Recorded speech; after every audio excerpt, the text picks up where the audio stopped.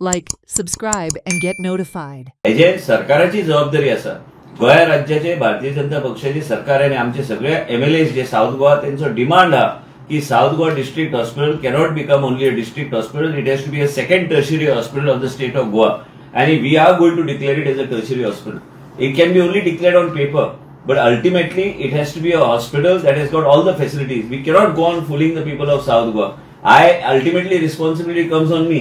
I am the health minister of the state of Goa. Whatever I talk from my mouth or tell the media, it is my responsibility to get it done from my chief minister and get these things approved. It is necessary that this hospital cannot be declared as a South Goa district hospital. It is no longer district hospital. It has to be a tertiary hospital for the people of South Goa. काणकोणच्या पदापासून सांगे केपे सगळे लोक थंय येतात. 650 सुमार लोकांची OPD दिसाक जाता, पण ऑनलाईन थंय ओपीडी जाता. त्या लोकांक सेवा दिवंक जाय.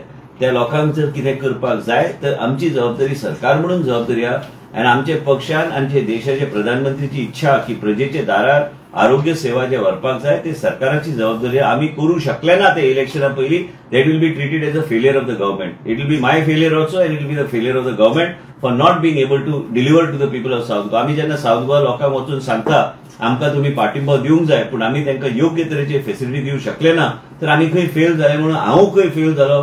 8 कोटी आम्ही डिपॉझिट केले परत एकदा मुख्यमंत्रीचे नजरेक हाडून ते आम्ही खंयचे 16-17 अंगणवाडी जे आयडेंटिफाय केल्या त्यो अंगणवाडी आम्ही घेवचे म्हणून माझी विनंती असतली.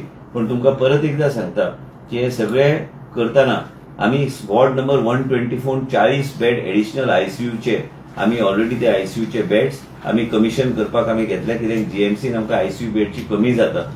Story by Devendra Gaonkar for Herald TV.